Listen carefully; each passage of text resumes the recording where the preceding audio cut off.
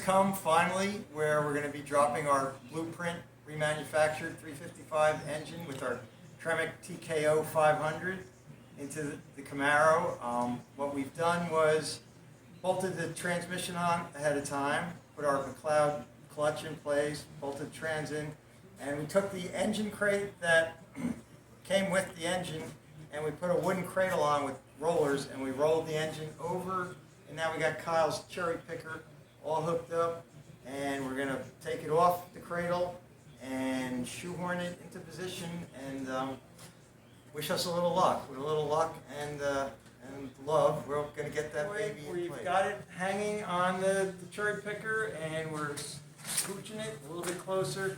I just happen to put a piece of wood under it in case it bangs against the frame rail. And I'm going to get a piece of cardboard too. It says get a piece of cardboard. Yeah, it's cardboard. So we're just slowly pushing it in closer. Other than that, stay tuned. It'll be tricky getting the oh, wait a minute, you know what? I could take this off. I should take this off. That's foolish of me to leave that on. Let me go get Allen wrench. How was it to put that back on? Well, it's not that easy. I mean, we didn't have any craziness, but getting the holes lined up with the there we go. Getting the holes lined up with the engine mount and the engine mount perches was not easy. We had to do some wrestling, but we did get them in, get them all the way through without too much cussing, and we got the other one in on the other side also. And over here, take a look. Come on around me, Dave. We got the head. We fitted up one tri-Y header, and it fit perfect. It came in from underneath. Didn't have to fight with anything. Doug Thorley said that they're going to fit. They're made to fit my engine, and they did perfectly. I mean, you can see there's plenty of clearance from the steering box, and I also did a quick fit up of the. It's not on here now, of the clutch Z-bar clutch rod, and it fit very well with a good inch space in between. So I'm pretty happy with that choice. Take a look and come on inside the engine. I'll meet you in the interior. The shifter fits perfect. It's centered in there perfect. There's adjustment in the shift mounting that I could get this lined up right smack in the center by indexing it and rotating it around. I don't know how well you can see that, but this is adjustable, so I could make sure it gets perfect in the position I need it for the factory console. So I'm pretty happy about that.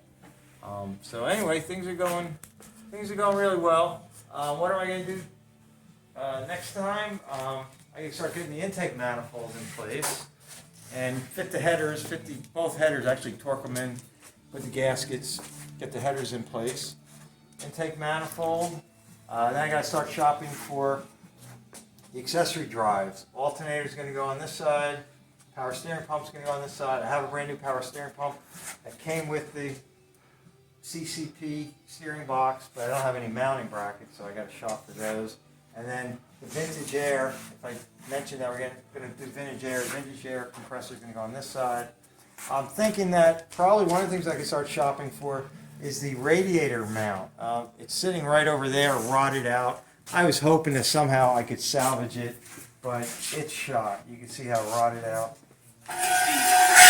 The radiator cross mounting member is shot.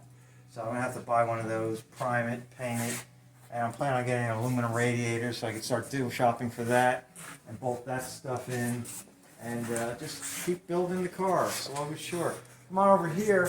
When we first lowering the engine in, the back of the cylinder head was just kissing the firewall. But once we started jacking up the back of the transmission and raising it up into place, you can see there's plenty of room there, so that worked out really good.